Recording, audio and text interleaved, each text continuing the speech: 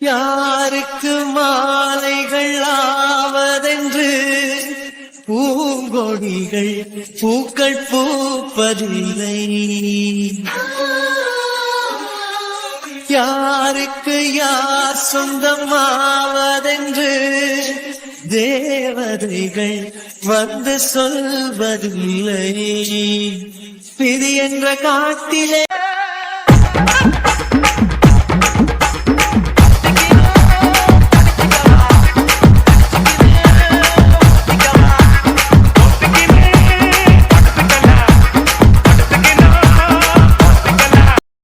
Rohit plan பண்ணி எல்லாத்தையும் செஞ்சுட்டல. என்னம்மா என்ன உங்க புள்ள நீங்க அதுவும் மூத்த புள்ள நீங்க அப்படி இருக்கும் பொழுது இப்ப என்ன ஏய் ரோஹித்லாம் சொல்றீங்க? எங்க மாமி அப்படிலாம் என்ன கூப்பிட மாட்டாங்கண்ணா. அதுவும் இல்லாம ரோஹித் முன்னாடி ஏய் ஓயின்லாம் கூப்பிட்டா என்கிட்ட நீங்க பேசுனீங்களே, நான் கூட அமைதியா பொண்ணுனே அந்த மாதிரிலாம் போக மாட்டேன்னா. ஏ ரோஹித்தை யாராவது முறைச்சு பார்த்தாலும் பிச்சிருவேன், எதிர்த்து பேசினாலும் பிச்சிருவேன். நீங்க வேற வயசுல பெரியவங்களா இருக்கீங்க, உங்களை நான் எதிர்த்து பேச போறதே இப்போ உங்க மன உளைச்சலா தான் இருக்கும். அப்படி இருக்கும்போது ரோஹித்தை பத்தி ஏய் ஓயின்லாம் சொன்னீங்கன்னா உங்க மேல இருக்கிற கோவத்தை உங்க பையனை உள்ள தூக்கிட்டு போய் வச்சு காட்டு காட்டுன்னு காட்ட வேண்டியது இருக்கும். ஆனா ப்ரோ நான் பாவம்ல, ஆனா அது உங்க அம்மாவுக்கு தெரியணும்ல. அதுவும் இல்லாம நான் பிளான் பண்ணி எதுவுமே செய்யல, புரியுதா? கடவுள் பிளான் பண்ணிட்டாரு, அதுபடிதான் எக்ஸிக்யூட்டும் பண்ணிருக்காரு. ஏய் கடவுள் பிளான் பண்ணாரு, அவர் பிளான் பண்ணாரு, இவர் பிளான் பண்ணாருன்னு சொல்லாதீங்க. என்ன நீங்க தான் பிளான் பண்ணிருக்கீங்க, புரியுதா?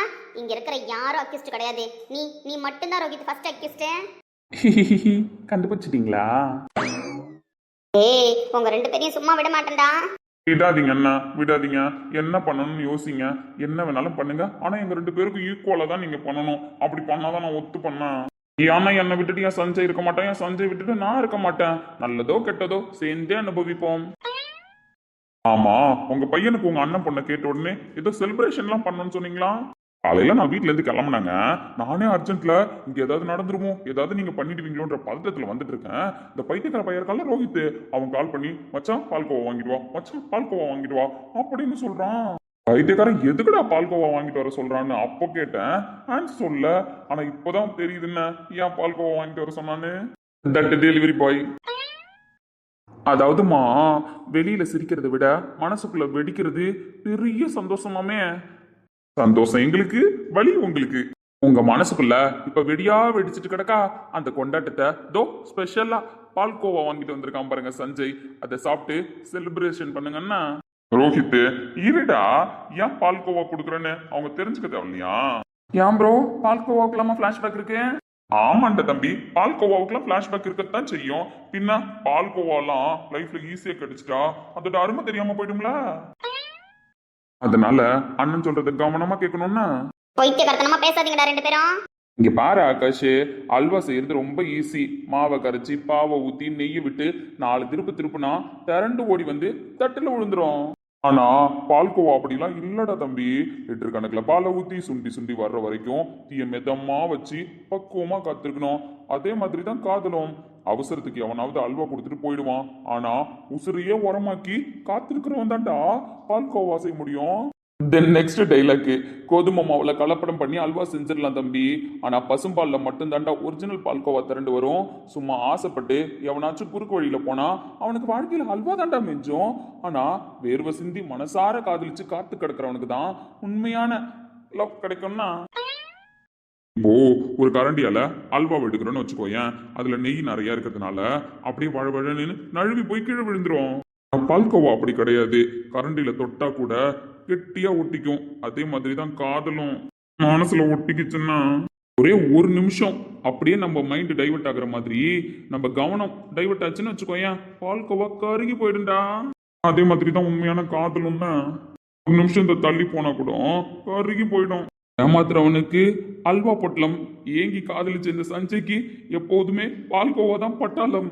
பாரு தம்பி, அடுப்புல நெய் ஊத்துனா அல்வா, மனசுல மெய் இருந்தாதான் பால்கோவா. இப்ப நாங்க என்ன சொல்ல வரோன்னு உனக்கு புரியல? புரியுற மாதிரி இப்ப திரும்ப ட்ரை பண்றேன்னா. ஆனா ப்ரோ நான் சொல்லிக்கிறேன்டா ப்ளீஸ். என்ன சொல்ல வரோம் அப்படின்னா, பக்குவமா பார்த்து பார்த்து வேர்வை சிந்தி நிமிஷத்துக்கு நிமிஷம் காத்து கடந்துதான் சுவையான பால்கோவாவை செய்ய முடியும்னு சொல்றேன். பால்கோவா மாதிரி தான் காதலும்ன்றேன். ஒரு பொண்ணை மனசுக்குள்ள நினைச்சு அது கருகி போகாம மத்தவங்க கண்ணு படாம பக்குவமா நெஞ்சில வச்சு காப்பாத்துறதுக்கு பேர் தான் பால்கோவா. அதாவது ஆசை இருந்தாலும் ஆசை வெளியில சொல்லாம எல்லாருக்காகவும் விட்டு கொடுத்து எல்லாருக்காகவும் யோசிச்சு எல்லா சூழ்நிலையிலையும் தான் மட்டும் கஷ்டப்பட்டு நான் மட்டும் அனுபவிச்சேன்டா பால்கோவாக்குன்றதுக்கு. தட் மீன் வலிவேதனை. பால்கோவா ஓனர் நான் தானடா. எவ்வளவு கஷ்டப்பட்டு காதல் பண்ணி காதலை வெளியில சொல்ல முடியாம தவிச்சு அந்த காதல் கீர்த்தனாக்குள்ள இருந்து அவளும் வெளியே சொல்ல விடாம தவிச்சு 2 பேரும் மனசுக்குள்ளேயே போராட்டம் பண்ணி பெத்தவங்க சந்தோஷத்துக்காக மத்தவங்க சந்தோஷத்துக்காக எல்லாத்தையும் சாட்டிஸ்ஃபேக்ஷன் பண்ணி கடைசியில என் ஃப்ரெண்டு கீர்த்தனா மேல கோவப்பட்டு இப்ப கீர்த்தனா ஒத்துக்காம போய் அவ காலில் விழுந்து கெஞ்சினா கூட இவ்வளவு நேரம் கலவரம் ஆயிட்டு இருக்கு. புரியுதா உங்களுக்கு? சோபா முடியலடா டே. சரி ஓகே தம்பி, இங்க பாரு, உங்க அம்மா என்னதான் ஒரு பக்கம் கிரிமினலா இருந்தாலும் நீ ஒரு பக்கம் இன்னசென்ட் தான்டா. நான் இப்ப ஷார்ட் அண்ட் ஸ்வீட்டா என்ன சொல்ல வரேன் அப்படின்னா, பால்கோவா இனிச்சாலும் பால்கோவா செய்யற ப்ராசஸ் கசக்கத்தான் செய்யும், கஷ்டமா இருக்கத்தான் செய்யும். கசப்பெல்லாம் தாண்டி வந்தாதான் பால்கோவா இனிக்கும். இனிமேலு உண்மையான காதலின் சின்னமே பால்கோவா. புரியுதா? உழைக்காம திங்கன்னு நினைக்கிறோம் உங்களுக்குலாம் இது செட் ஆகாது. இருந்தாலும் நீ தம்பி ஆகிட பத்தியா, அதான் நான் கொஞ்சம் உனக்கு எடுத்து சொல்ல வேண்டியதா போயிடுச்சு. அதனால உனக்காக நான் செஞ்ச பால்கோவாவை உனக்கு கிஃப்டா கொடுக்க எனக்கு மனசும் இல்ல, நான் தியாகியும் இல்ல. அதனால இப்போதைக்கு கடையிலேருந்து வாங்கிட்டு வந்த பால்கோவாவை உனக்கு ஊட்டி விடுறேன்னு வாய் தரேன். ஆனா இதுக்கப்புறம் உனக்கு பால்கோவா வேணும்னு வச்சுக்கோயேன், நீயே கஷ்டப்பட்டு தான் செய்யணும். அதாவது ஒரு பிள்ளைய கஷ்டப்பட்டு லவ் பண்ணி இல்ல அரேஞ்ச் மேரேஜ் பண்ணி அந்த பிள்ளைய காதலிச்சு பால்கோவா கிண்ட பாருன்னா, அதை விட்டுட்டு யாருக்காவது அல்வா கொடுத்து பால்கோவா சாப்பிடணும்னு ஆசைப்பட்டீங்க அவ்வளவுதான். டேய், அவனுங்க தான் கொடுக்குறானுங்கண்ணா, நீ சாப்பிட்டுட்டு இருக்க. பைத்தியக்காரா. பால்கோவா நல்லா இருக்கிற மாதிரி தான் இருக்கு. தாஜ்மஹால கூட கல்லால கட்டினது தம்பி, ஆனா என்னோட காதல் தூய பாலால கட்டினது. ஏய் போதுண்டா. ஏமாத்துறவனுக்கு அல்வா சின்னமா இருக்கலாம், ஆனா உசுரை கொடுத்து லவ் பண்ற இந்த சஞ்சய்க்கு எப்போதுமே காதலின் சின்னம் பால்கோவா தானே. இருமாச்சான், லாஸ்ட் பட் நாட் லீஸ்ட்னா பால் தெரிஞ்சா பன்னீரு, என் மனசு அறிஞ்ச கீர்த்தனா எனக்கு பார்ட்னரு. அடிப்பிடிச்சா பால்கோவா நாக்குக்கு ஆகாது, அடுத்தவன் ஆசைப்பட்ட பொண்ணு உனக்கு செட் ஆகாது. கடவுளே முடியல சாமி. காதலிச்சா பால்கோவா மாதிரி பக்குவமா இருக்கணும். வாய தொடட தம்பி. வாழ்க்கையில அல்வா கிண்டனும் அல்வா கொடுத்தவனு வேணா தோத்துருக்கலாம், ஆனா மனசார உழைச்சி வேர்வை சிந்த சிந்த பால்கோவா கிண்டன இந்த பாசக்கார சஞ்சய் என்னைக்குமே காதல்ல தோக்க மாட்டான்னா. காதல் வாழ்க, பால்கோவா வாழ்க.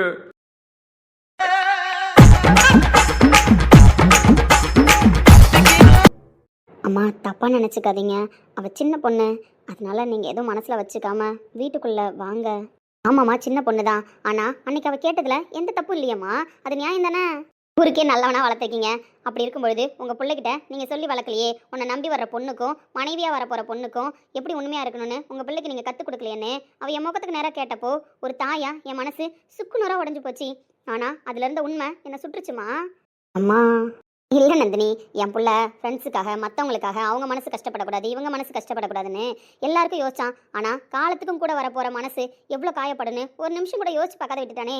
எல்லாரையும் தாங்குறவன் தன்னை முழுசாக நம்பின ஒரு பொண்ணோட மனசை தாங்கிறதுக்கு தவறிட்டானே. அந்த இடத்துல நான் என் பிள்ளைய சரியாக வளர்க்கலன்றது தான் அவளோட கோவம். 100க்கு 100 நியாயமான கோவம். என்னை பார்த்தவன் நியாயமான கேள்வியை தான் கேட்டா. யாருக்குமே வராத ஒரு துணிச்சல் என் மருமகளுக்கு வந்தப்ப அந்த இடத்துல எனக்கு பெருமையாக தான் இருந்துச்சு. யார் ஒரு பொருளை உருவாக்குனாங்களோ அவங்கள்ட்ட தானே பொருளுக்கான மிஸ்டேக்கையும் சொல்ல முடியும். அதே மாதிரி சஞ்சய் 10 மாசம் சுமந்து பெத்தவனா வளர்த்தவனா என்கிட்ட சொல்லும்பொழுது தானே என் புள்ள மேல இருக்கிற தப்ப நான் எப்படி திருத்தணும்னு யோசிக்க முடியும், அவனுக்கு சொல்லி தர முடியும். அதனால அவ என்கிட்ட வந்து தப்ப சொன்னதுதான் கரெக்ட். இதுதான் உண்மை. ஒரு பொண்ணுக்கு கல்யாணங்கிறது வெறும் வாழ்க்கை மட்டும் இல்ல, அசைக்க முடியாத ஒரு நம்பிக்கை. இன்னைக்கு எல்லா பிரச்சனையும் முடிஞ்சு அவன் வந்து நிக்கலாம், ஆனா அதுக்காக உடனே அவ ஏத்துக்கணும்னு அவசியம் இல்ல. எல்லா சூழ்நிலையிலையும் உன்னை விட்டு கொடுக்க மாட்டேன். மத்தவங்களை யோசிக்கிற மாதிரியே உன்னோட சுயமரியாதையையும் மனசையும் உயிரா நினைப்பேன் அப்படின்ற நம்பிக்கைய என் புள்ள அவளுக்கு கொடுக்கணும். தப்பு பண்ணிட்டேன், இனி என் வாழ்க்கையில நீ தான் முதல்னு அவளுக்கு புரிய வைக்கணும். அவன் செஞ்ச தப்புக்கு அவனே தான் மருந்து போடணும். அதெல்லாம் கீர்த்தனாவுக்கும் புரியணும். அதுக்கப்புறம் உள்ள வாங்கத்த அப்படின்னு அவ கூப்பிடுவா பத்தியா, அப்போ சந்தோஷமா இந்த வீட்டு படியேறி வரேன். என் மருமகளா இல்ல, என் மகளா கூட அவளை என் வீட்டுக்கு கூட்டு போறதுக்கு அன்னைக்கு வரேன். கடைசி வரைக்கும் அவங்க 2 பேரும் சந்தோஷமா வாழணும்னா இந்த புரிதல் அவங்களுக்குள்ள இன்னைக்கே வரணும். ஒருத்தர் இழந்துடக்கூடாதுங்கிற பயமும் மரியாதையும் வரணும். அது வரைக்கும் உன் தங்கச்சி எவ்வளோ நேரம் யோசிச்சாலும் எவ்வளோ நாள் யோசிச்சாலும் இல்லை வருஷமே யோசிச்சாலும் தப்பு இல்லை, பொறுமையாக அவன் முடிவு எடுக்கட்டும். அம்மா ஆனா நீங்க புரிஞ்சுக்கிட்டீங்க, நான் தப்பு சொல்லல. உனக்கு என்னடா தனியா சொல்லி புரிய வைக்கணுமா? அப்படி இல்லம்மா, இருந்தாலும் கீர்த்தனா பண்ணது தப்புன்னு நான் சொல்லலை. சஞ்சய் பண்ணது தப்பு தான் நீங்கள் சொல்கிற மாதிரி. இருந்தாலும் உங்களை அவன் கஷ்டப்படுத்தியிருந்தா நான் அவனுக்காக மன்னிப்பு கேட்குறேம்மா. ஏய், என்னையும் அவன் கஷ்டப்படுத்தல. இல்லைம்மா, எனக்கு மன்னிப்பு கேட்கணும்னு தோணுச்சு. கீர்த்தனா கேட்ட விஷயம் உங்களுக்கு என்னதான் பாதிக்கல, மனசு கஷ்டப்படலைன்னு நீங்கள் சொன்னாலும் நீங்கள் மனசு கஷ்டப்பட்டிருப்பீங்க. ஆனால் நீங்கள் சொல்கிற மாதிரி உங்கள்கிட்ட அவள் டேரெக்டாக பேசுனது தாம்மா கரெக்டு. அதில் எந்த தப்பும் இல்லை. பட் சஞ்சய் உங்களுக்கு இப்படி ஒரு நேம் வாங்கி கொடுத்துட்டோமேன்னு கண்டிப்பாக கஷ்டப்படுவாம்மா. ஏய், அப்படிலாம் எதுவும் இல்லைன்னு சொல்லிட்டேன். தேவையில்லாத 2 பேரும் பேசி எங்கிட்ட அடி வாங்காதீங்கன்னு. சரிம்மா, இதுக்கப்புறம் நான் எதுவும் சொல்லலை. நீங்கள் சொல்கிற மாதிரி கீர்த்தனா முடிவு எடுத்துகிட்டே வரட்டும். அம்மாவும் அப்பாவும் பேசணும்னு சொன்னாங்க. அதுக்கு என்னடாம்மா, தோ இவனுங்க தான் ஆல்ரெடி வந்து இங்கே ஒரு டென்ட் போட்டு வச்சிருக்கானுங்களே, அங்கே உட்காந்துருக்கேன். வரட்டும், சம்மந்தி சம்மந்திக்கிட்டையும் பேசிடுவோம். ம், சரிங்கம்மா. கீர்த்தனா, உங்ககிட்ட கொஞ்சம் பேசலாமாடா? ம், சொல்லுங்க மாமா. நீ எடுத்திருக்கிற முடிவு தப்புன்னு சொல்லவோ இல்லை உன் முடிவை உடனே மாற்றிக்கொன்னு உன்னை வற்புறுத்தவோ நான் இங்கே வரலம்மா. உனக்கு அவன் பண்ணினது பெரிய பாவம்தான். நீ என்ன வேணா பேசலாம், யார் மேலே வேணா கோவப்படலாம். ஆனால் ஒரே ஒரு விஷயத்த மட்டும் நீ தெரிஞ்சுக்கணும் கீர்த்தனா. நடந்திருக்கிற ஒட்டுமொத்த விஷயத்தையும் யோசிக்கும் பொழுது சஞ்சய் சுயநலக்காரன் அப்படின்னு நீ நினச்சிருப்ப. ஆனால் உண்மையிலே இதில் சஞ்சய் மேலே எந்த தப்புமே இல்லைடா. இதில் நிஜமான குற்றவாளி யார் தெரியுமா? நானும் உங்கள் அப்பாவும் தான். மாமா. ஆமா கீர்த்தனா, உன்னை வேணான்னு சொன்ன இடத்துல சஞ்சய் நின்னது தப்பு தான். அவன் மேல உனக்கு கோவம் வர்றது நியாயம்தான். ஆனா அவன் ஏன் அப்படி நின்னா தெரியுமா? எனக்கு ஆக்சிடென்ட் ஆச்சுன்னு உனக்கு தெரியும். ஆனா அதுக்கப்புறம் அவன் போலீஸ் வேலையை தூக்கி போட்டுட்டு என் கூடவே 2 வருஷம் பைத்தியக்கார மாதிரி சுத்திட்டு இருந்தான்னு யாருக்காவது தெரியுமா? கார்த்திக்கு கிட்ட கூட உண்மையை அவன் சொல்லல.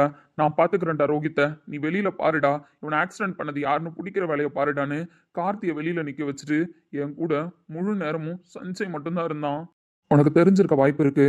எனக்கு ரொம்ப ஷாக்கானா மயக்கம் வரும், அது இப்போ சரியாயிடுச்சு அப்படின்னு உனக்கு தெரிஞ்சிருக்க வாய்ப்பு இருக்கு. ஆனா உண்மை என்ன தெரியுமா கீர்த்தனா?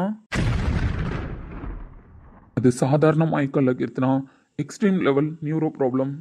இன்னைக்கு சஞ்சய் கிட்ட மச்சான் நான் நல்லா ரெக்கவர் ஆகிட்டேன்டா, நீ போய் வேலையில ஜாயின் பண்ணுன்னு போய் சொல்லி அனுப்பி வச்சிருக்கேன். ஆனா நிஜத்துல என்னோட உடம்பு இன்னும் சரியாகல. எனக்கு அளவுக்கு அதிகமா அதிர்ச்சியான விஷயம் நடந்தாலும் மயக்கம் வரும், அளவுக்கு அதிகமா சந்தோஷப்பட்டாலும் மயக்கம் வரும். இது வரைக்கும் இந்த உண்மையை நான் யார்கிட்டயும் சொன்னதில்ல, உன்கிட்ட மட்டும்தான் சொல்றேன். சொல்ல போனா நானும் உங்க அக்காவும் இன்னும் எங்க வாழ்க்கையை கூட ஆரம்பிக்கல. இதுதான் எங்களோட நிஜமான நிலைமை. மாமா. யோசிச்சு பாரு, இன்னைக்கு நான் சரியாயிட்டேன்னு சொல்ல போவேன். என்னோட நிலைமை இப்படி இருக்குன்னா அந்த 2 வருஷம் நான் எப்படி நரக வேதனையை அனுபவிச்சிருப்பேன். நான் எப்போ மயங்குவேன், எனக்கு எப்போ என்ன ஆகும்னு தெரியாம ஒரு ஃப்ரெண்டா அவன் என் கூடவே செத்து செத்து பொழிச்சிருக்கான். 2 வருஷம் அவன் வீட்டுக்கு கூட போனதில்ல, தூக்கம் இல்லை, சாப்பாடு இல்லை. அந்த 2 வருஷத்துல நான் ஒரு தடவை கூட சிரிச்சதே இல்லை. எனக்காக அவன் அனுபவிச்ச பனிஷ்மெண்ட் யாருக்கும் தெரியாது. அத்தை குறைக்கு எனக்கு மேரேஜ்னு ஒரு சடங்கு வேற பண்ணியிருந்தாங்க. அதுக்கப்புறம் தான் இந்த பிரச்சனை எக்ஸ்ட்ரீம் லெவல்ல இருந்துச்சு. அப்போ என் சஞ்சயால என்னை விட்டுட்டு சுத்தமா நகர்ந்து கூட போக முடியாது. என்னதான் நான் டாப் மோஸ்ட் பிசினஸ் மேனா இருந்தாலும் என்னோட மயக்கம் யாருக்கும் தெரியாம, யார் முன்னாடி நான் அசிங்கப்படாம, என் பிரச்சனையை வெளியே தெரியாத அளவுக்கு என் சஞ்சய் என்ன ஒரு பாதுகாவலன் மாதிரி பார்த்துக்கிட்டான். இப்படிப்பட்ட சூழ்நிலையில அன்னைக்கு ரிசப்ஷன் நடக்க போது உங்க அத்தையும் வந்து அந்த பிரச்சனையை பண்றாங்க. அந்த இடத்துல சஞ்சய் எனக்கு கீர்த்தனா தான் முக்கியம்னு நின்று இருந்தா என்ன நடந்திருக்கும்? ஒண்ணு அவங்க அத்தை போடுற சத்தத்துல ரிசப்ஷன் ஏதாவது ப்ராப்ளம் ஆகியிருக்கும். எனக்காக வேலையை விட்டவன் தன் கண்ணு முன்னாடியே ரெண்டுக்கு ரிசப்ஷன் நின்று போச்சு, அசிங்கப்பட்டு நிக்கிறானா, அவன் ஏதாவது எமோஷனல் ஆகிட போறான், அடுத்தது அவன் என்ன ஆவான்னு தெரியாது அப்படின்னு யோசிச்சிருந்திருப்பான். இன்னொரு பக்கம் உங்க அப்பா ஹார்ட் பேஷண்ட்டு, ஒரு பொண்ணோட ரிசப்ஷன் நின்று போச்சுன்னா அந்த அதிர்ச்சியில உங்க அப்பா நெஞ்சு பிடிச்சிட்டு உட்காந்துருவாரு. அவனுக்கு அது நல்லாவே தெரியும். ஆக மொத்தத்துல அன்னைக்கு நானும் உங்க அப்பாவும் வாயை திறந்து மிரட்டல கிருத்துனா எங்களோட நோயும் விதியும் சஞ்சய்க்கு நேரடியா ஒரு கொலை மிரட்டல கொடுத்துருச்சு. சஞ்சயோட மனசாட்சி அவனை மிரட்டிடுச்சு. சஞ்சய் எடுத்து இந்த இடத்துல அவங்க அத்தை பேசுறதுக்கு நீ திரும்ப பேசி கீர்த்தனா தான் முக்கியம்னு சொல்லிட்டா அப்படின்னா நாளைக்கு தான் ஃப்ரெண்டு எல்லாரும் முன்னாடியும் தலை குனிஞ்சு நிற்பான். ரிசப்ஷன் நடக்காம அவங்க அப்பா நெஞ்சு பிடிச்சிட்டு உட்காந்துருப்பாரு, என்ன என் பொண்ணு ரிசப்ஷன் நின்றுச்சுன்னு சொல்லிட்டு அப்படின்னு அவன் மனசாட்சி கூட அவன் போராடி இருக்கான். இந்த இடத்துல அவன் என்ன யோசிச்சிருக்கான்னு உனக்கு புரியுதா கீர்த்தனா? ரோஹித்துக்கு ப்ராப்ளம் வரக்கூடாது, அவங்க அப்பாவுக்கு எந்த ப்ராப்ளமும் வரக்கூடாது. இவங்களுக்கு நடக்கிறது எக்ஸ்ட்ரீம் லெவல் ப்ராப்ளம். கீர்த்தனா நம்மள புரிஞ்சுப்பா, இல்ல நம்ம தப்பு தான் பண்ணிட்டோம் அப்படின்னாலும் அவகிட்ட அப்புறமா போய் காலில் விழுந்தாவது உண்மையை புரிய வச்சு சமாதானப்படுத்திக்கலான்னு அவன் நினைச்சிருப்பான். ஆனா அவன் விஷயத்துல கேர்லெஸ்ஸா இருந்துட்டான். நான் அதை மறுக்கல, ஆனா அது திமிர்ல வந்த கேர்லெஸ்ஸோ இல்ல எனக்கு கீர்த்தனாவை பிடிக்கல, நான் புரிஞ்சுக்க மாட்டேன், நான் சுயநலமா யோசிப்பேன் அப்படின்ற கேர்லெஸ்ஸோ கிடையாது கீர்த்தனா. என் கீர்த்தனா என்ன புரிஞ்சுப்பா, ஒரு அசைக்க முடியாத நம்பிக்கை உன் மேல அவனுக்கு. நான் எல்லா சூழ்நிலையிலையும் அவன் வேணாம் வேணான்னு மறுத்தப்பெல்லாம் அவனை புரிஞ்சுக்கிட்டு கிட்ட போய் நின்னது நீ, அந்த நம்பிக்கையை கொடுத்தது நீ. அந்த இடத்துல ரிசப்ஷன் ஒரு விஷயம் இல்லாம இருந்திருந்தா கண்டிப்பா உங்க அத்தை வந்து இப்படி பேசினாங்க. அதனால தான் நான் திரும்பவும் இப்படி பேசுறேன். பாரு நம்ம வாழ்க்கைக்கு என்ன முடிவு எடுக்கலாம் அப்படின்னு மேபி அவன் கலந்து உன்கிட்ட பேசியிருக்க வாய்ப்பு இருந்திருக்கும். ரிசப்ஷன் இருந்ததுனால மட்டும்தான் அவன் வாயை மூடிக்கிட்டு அந்த இடத்த விட்டு உன்னை மட்டும் கஷ்டப்படுத்திட்டு போயிருக்கான். எங்க 2 பேரோட ப்ராப்ளமால மட்டும்தான் அவன் உயிரா காதலிச்ச உன் நெஞ்சு கழிச்சு தள்ளிட்டு போயிருக்கான். அவன் மனசாட்சியே இல்லாதவன் இல்ல கீர்த்தனா. இந்த இடத்துல உலகத்திலே ஒரு மனசாட்சியோட மனுஷன் நடந்திருக்கான் அப்படின்னா அது என் சஞ்சய் தான். தான் காதல தியாகம் பண்ணிட்டு எங்க 2 பேரோட உசுருக்கு உண்மையா இருந்திருக்கான். அன்னைக்கு உங்க அத்தை அப்படி பண்ணப்போ அவனால என்கிட்ட கூட வந்து சொல்ல முடியல. ஏன்னா சொன்னா நான் அதிர்ச்சியில என்ன பண்ணுவேன், அடுத்தது நான் கோவப்படுவேன், ரிசப்ஷன் ஒரு பக்கம் இருக்கட்டும், வாடா போய் பிரச்சனையை சால்வ் பண்ணுவோன்னு நான் கிளம்பிடுவேன் அப்படின்னு அவன் யோசிச்சிருப்பான். எல்லா பக்கமும் லாக் ஆகி மூச்சு முட்டி தனியாவே அந்த நரகத்தை அனுபவிச்சிருக்கான். அதுக்குன்னு நான் ஏதாவது பண்ணியிருந்தா நீங்க என்ன மாமா பண்ணியிருப்பீங்கன்னு நீ கேட்கலாம். ஆனா என் சஞ்சய் எல்லாரையும் பார்த்துக்கிட்டு தான் இருந்திருப்பான். உனக்கு எதுவும் ஆகவும் அவன் விட்டுருக்க மாட்டான்.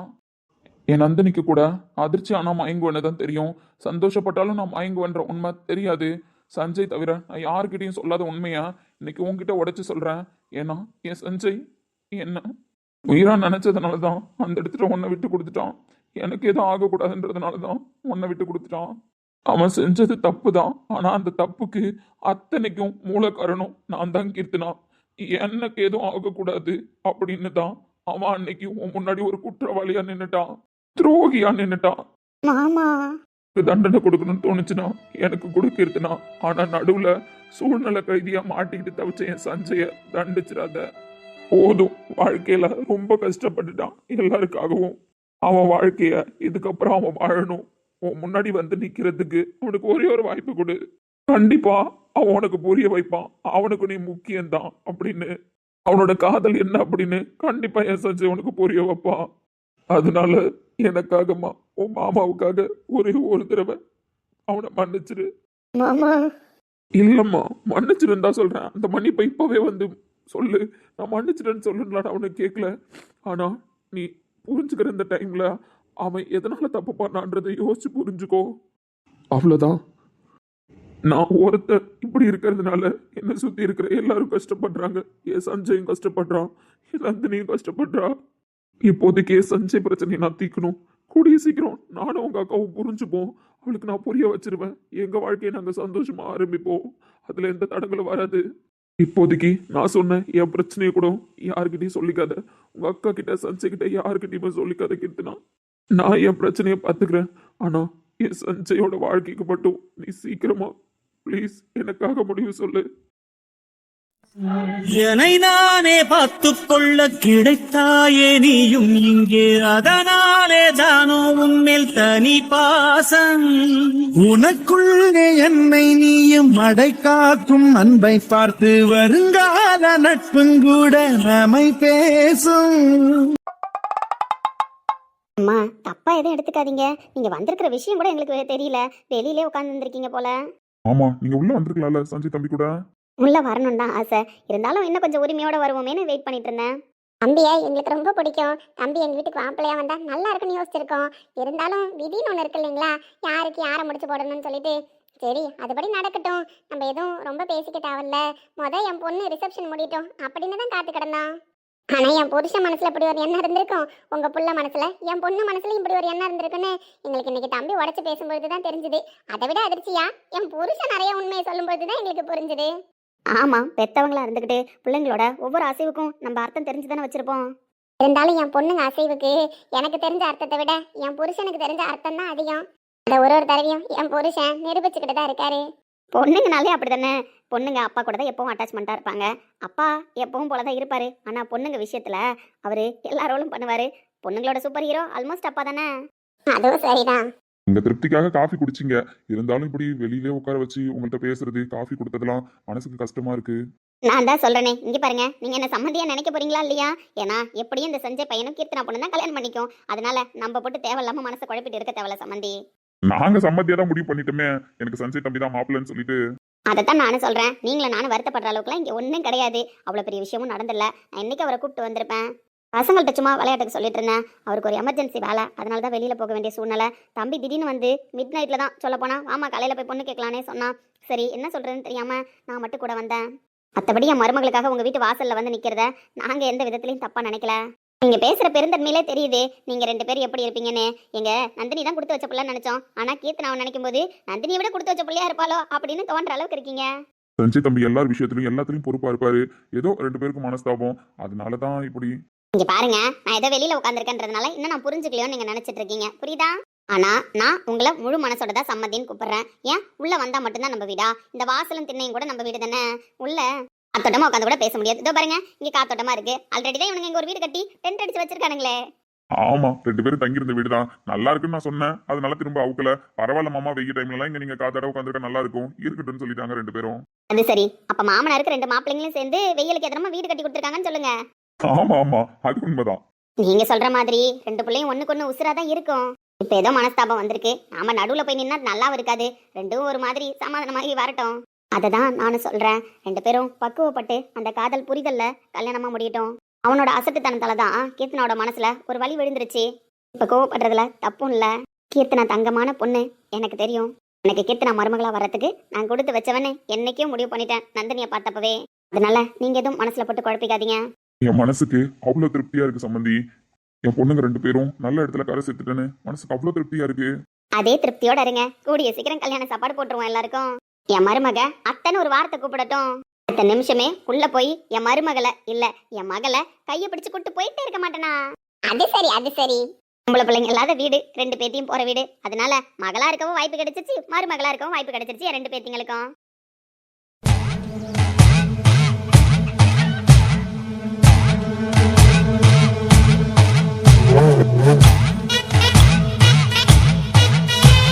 அம்மா அசிங்கமா இருக்கு தெரியுமா? ஒழுங்கா வா, ஊருக்கு போலாம். அவரே போக சொல்லிட்டாரு. நம்மளால முடிஞ்ச அளவுக்கு பேசி பார்த்தாச்சு, அசிங்கமும் பட்டாச்சு. இதுக்கப்புறம் நம்ம இங்க இருந்தா நல்லா இருக்காது சொல்லிட்டேன். வா ஊருக்கு போலாம். ஆமா, அவரோட பிடிவாதத்துல தான் நிப்பாருன்னு தெரிஞ்சோம். கீர்த்தனாவை வச்சாவது காய நகர்த்திடலாம்னு நினைச்சோம். ஆனா கடைசியில் அவளும் வந்து யோசிக்கிறேன்னு சொல்லிட்டு போயிட்டா. சரி, அந்த கேப்ல அவ மனசை மாத்தலாம்னு பார்த்தா மாமா என்னடான்னா என் பொண்ணு என்னதான் யோசிச்சாலும் கடைசியில சஞ்சய் தான் வேணும்னு சொல்லுவா. அவ்வளோ திமிரா பேசுறாரு. இதுக்கப்புறம் நம்ம இங்க இருந்து என்ன பண்றது? 10 குறைக்கு இவனுங்க வேற பால்கோவா டெஃபினேஷன் கொடுக்குறானுங்க. இவனுங்களெல்லாம் வச்சுட்டு கீர்த்தனா மனசை மாற்ற முடியுன்ற நம்பிக்கைலாம் எனக்கு இல்லம்மா. சும்மா இதுக்கப்புறம் நீ எதையாவது பேசிட்டு நிக்காத. போலாம், ஊருக்கு போலாம். ஊருக்கு போறதுல தப்பே இல்ல. ஆனா நம்ம இங்க இருந்து கிளம்புறதுக்கு முன்னாடி ஒரு விஷயம் பண்ண வேண்டியது இருக்கு. அண்ணங்காரன் அவ்வளவு பேசினால அவனுக்கு ஒரு முடிவு கட்டிட்டு போவேனா? என்னம்மா பண்ண போற? அன்னைக்கு அந்த வீட்டை விற்கிறதுக்கு என் அண்ணன் சரின்னு ஒத்துக்கிட்டாலும் அது அவரால் ஏத்துக்க முடியாத ஒரு விஷயம்டா. வீட்டை வித்துட்டோன்னு பத்திரத்தை அவர் முகத்துக்கு நேரா தூக்கி போட்டுட்டு போனோம். அப்படி சொன்னாதான்டா அந்த மனுஷ முகத்துல ஒரு அதிர்ச்சியும் ஏமாற்றமும் வந்து நிற்கும். அப்படி நிற்கும் பொழுது அந்த வருத்தத்தை என் கண்ணால பார்க்கணும். உனக்கு 1000 பொண்ணு கிடைக்கண்டாமா அவனே. அம்மா பார்த்து கல்யாணம் பண்ணி வைக்கிறேன், அதுல எதுவும் குறை கிடையாது. நீ இவ்வளவு நினைச்சல வருத்தப்பட்டு நிக்காத. போமா, சும்மா மனசுல ஆசையை வளர்த்து வளர்த்து எதையாவது ஒன்று பண்ணி விட்டு போறேன். எப்படி இருக்கு தெரியுமா? சரிடா, வருத்தப்படாத. இதுக்கப்புறம் ஆசையெல்லாம் வளர்க்கல. ஒரே பொண்ணா பாக்குறோம் கட்டுறோம், புரியுதா? நீ நம்ம பேச்சுக்கு வண்ண ஒருத்தனுக்கு பொண்ணோட வாழ்க்கை நல்லா அமைஞ்சிடலாம், உலகத்துல எல்லா வசதியும் வந்து சேர்ந்துடலாம். ஆனா தான் பிறந்து வாழ்ந்த சொந்த வீடு தான் கையை விட்டு போயிருச்சுன்னு தெரிய வரும்போது இறங்கும் பாரு நெஞ்சில ஒரு இடி. இந்த அதிர்ச்சிய அவர் வெளியில காட்டாம ஆனா உள்ளுக்குள்ளே அந்த வலி அவரை போட்டு ஒரு மாதிரி தவிக்க வைக்கும். ரத்தம் சொட்டு சொட்டா அந்த மனுஷன் மனசுக்குள்ள ஒழுகும். அதை அவர் காமிக்க முடியாம தவிக்கணும், அதை நான் பார்க்கணும். இந்த தவிப்பு அவர் முகத்துல பார்த்ததுக்கு அப்புறம் தான்டா நான் இங்க இருந்து மனசு திருப்தியா கிளம்புவேன் ஊருக்கு. அது வரைக்கும் அந்த பத்திரம் கைக்கு வர்ற வரைக்கும் நம்ம 2 பேரும் ஒண்ணுமே தெரியாத மாதிரி இங்க நடிச்சுட்டு தான் இருக்கணும். அவருக்கு ஆப்பு வச்சுக்கிட்டு தான் இருக்கணும். ஆனா நம்ம விற்க முடியுமா? ஏற்கனவே போன மாசம் ஒருத்தவங்க வந்து பார்த்துட்டு போனாங்க. அடுத்த மாசம் எண்டில் வந்து ரிஜிஸ்டர் பண்ணிக்கிறேன்னு சொன்னாங்க. அவங்க கிட்ட அட்வான்ஸ் வாங்கியிருக்கோம். ஆமா, அட்வான்ஸ் வாங்கணும். எங்க அவங்களுக்கு கால் பண்ணாதான் எடுக்க மாட்டாங்களே. ஆனா இப்போதைக்கு நம்மளுக்கு வீட்டை முடிக்கணும், புரியுதா? அட்வான்ஸ் கொடுத்தவன் திரும்ப வந்து கேட்டாலும் கொடுத்துக்கலாம், அதுல எதுவும் பிரச்சனை இல்ல. இல்லாம வந்து கேட்கலாம், அப்படியே விட்டுட்டானா அதையும் நம்மளே வச்சுப்போம். ஆனா மாமாவுக்கு தெரியாம எப்படிமா வீட்டை விற்ப? அங்கதான் உன் அம்மாவோட நரித்தனத்தை நீ யோசிக்கணும்னு. மாஸ்டர் பிளான்ரா. இல்லம்மா, அன்னைக்கு மாமா நெஞ்சு வலின்னு ஹாஸ்பிட்டல் அட்மிட் ஆகி சீரியஸா இருந்தப்ப நந்தினி மாமான்னு எல்லாரையும் பத்திரம் வச்சு அவசர அவசரமா அந்த பத்திரத்துல கையெழுத்து வாங்கினியே, அதை பத்தியா பேசுறேன்? அப்பவே நான் உன்கிட்ட கேட்டேன், ஆஸ்பத்திரியில வச்சு எதுக்குமா இவ்வளோ ஃபார்மாலிட்டி கையெழுத்தெல்லாம் வாங்குற அப்படின்னு. இது அடமான பத்திரத்துல மட்டும் கையெழுத்து வாங்கிட்டு பணத்தை கொடுக்க வேண்டியதானே அப்படின்னு கேட்டேன். ஆனா நீ கேட்கவே இல்லை. இல்லடா நான் சொல்ற மாதிரி தான் பத்திரம் ரெடி ஆகும்னு புடிவாதமா ஏதோ நின்று கையெழுத்து வாங்கினேன். ஆனா நீ அடமானம் வாங்கினபடி 2 வருஷம் முடிஞ்சிருச்சு. ஆனா மாமா வீட்ல யார்கிட்டயும் எந்த கையெழுத்து வாங்காம நம்மளே உண்மையா அந்த வீட்டை தேர்ட் பார்ட்டிக்கு விற்கலாமாமா? அவங்க ஏதாச்சும் பிரச்சனை பண்ணா நாங்க என்ன வட்டியெல்லாம் கட்டிட்டு தானே இருக்கோம், அப்படி இருக்கும்போது ஏன் வித்துட்டீங்க அப்படின்னு கேட்டா என்ன சொல்லுவோம்? இப்ப புரியுதாடா மகனே, உன் அம்மா அன்னைக்கு ஏன் அவ்வளவு தூரம் யோசிச்சேன் கையெழுத்து வாங்கினேன்னு? புரியாம தானே இவ்ளோ கேள்வி கேட்கறேன். அன்னைக்கு உங்க மாமா நெஞ்சு வலின்னு ஐசியூல உசுருக்கு போராடிட்டு படுத்திருந்தாரு. அந்த பதட்டத்தை தாண்டா நான் எனக்கு சாதகமா பயன்படுத்தினேன். ஆபரேஷன் பண்றதுக்கு உடனே பணம் வேணும். ஆனா அதுக்கு இந்த சொத்து பத்திரம் மட்டும் போதாதே, பவர் ஆஃப் பட்டாணியும் வேணும். சேர்த்து கொடுத்தாதான் ஃபைனான்ஸ்ல பணம் தருவாங்கன்னு நந்தினியையும் அந்த குடும்பத்தையும் நம்ப வச்சேன்.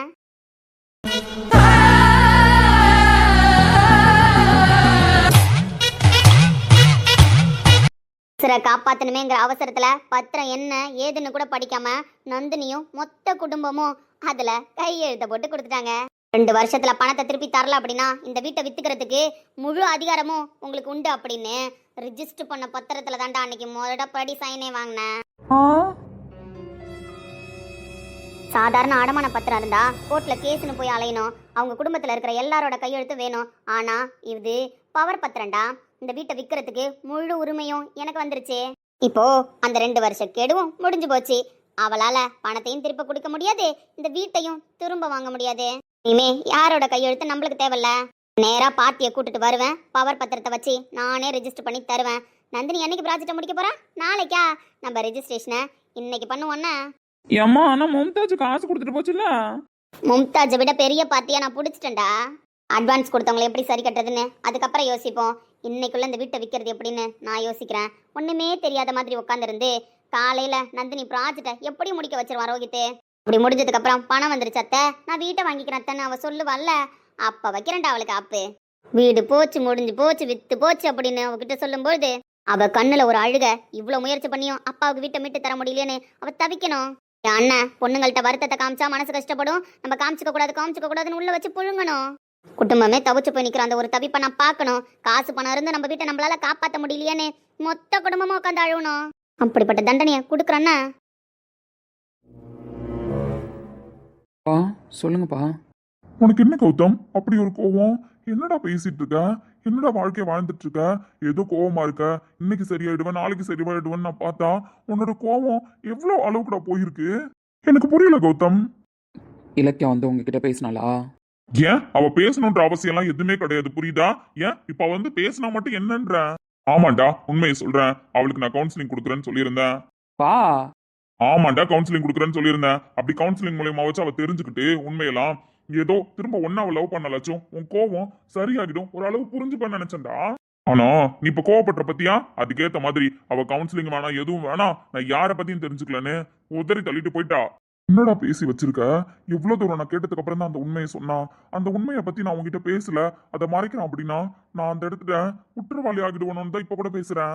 நான் செத்தாலும் அவ சந்தோஷம் தான் படுவான்னு ஒரு பொண்டாட்டிக்கு ஒரு புருஷன் சொல்ற விஷயம் எவ்வளவு பெரிய பாதிப்பை ஏற்படுத்துன்னு தெரியாம பேசுனியாடா, இல்ல தெரிஞ்ச வேணும்னே அவளை பழி வாங்கினான்னு பேசுனியா?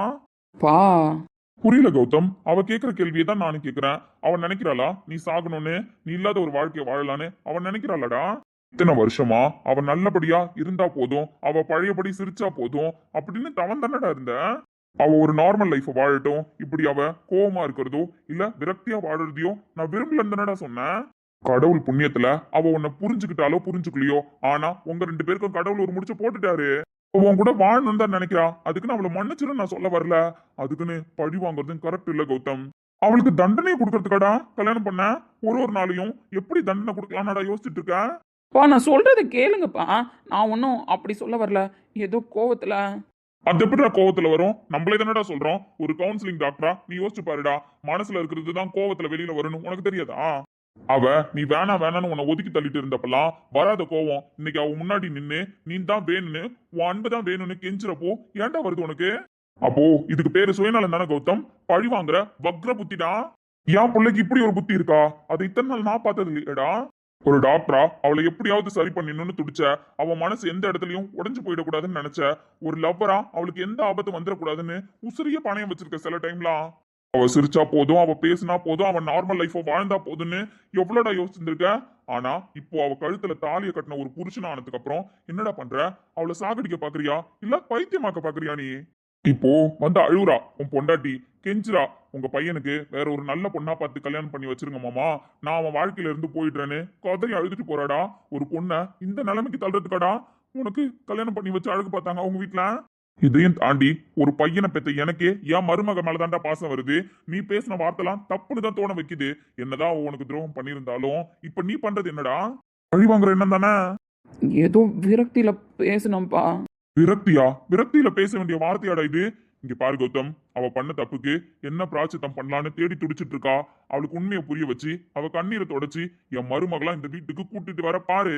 அதை விட்டுட்டு இன்னமும் திமிராவும் கோவமாவும் தான் இருப்பேன், ஈகோவோட தான் சுத்துவேன் அப்படின்னு அவளை சித்திரவதை பண்ணணும்னு வச்சுக்கோ, உன்னை பெத்த புள்ளையா கூட ஏத்துக்க முடியாதுடா. என்னால ஒரு அப்பாவா உனக்கு நான் கொடுக்குற கடைசி வார்னிங் இதான் நினைச்சுக்கோ. ஒழுங்கா அவளை சமாதானப்படுத்தி என் மருமகளா கூட்டிட்டு வர்ற வழிய பாரு. அவ்வளவுதான் கௌதம். பாடல் நீ, என் இதய தேடல் நீ, உடல் மட்டும் போனால் போகும், உன்னுயிரு என்னுள் தான். மாறாத காதல் நீ, யாராத காயம் நீ, திங்களாய் தினமும் தெரியும், தேய்ந்திடாத தேகம் நீ.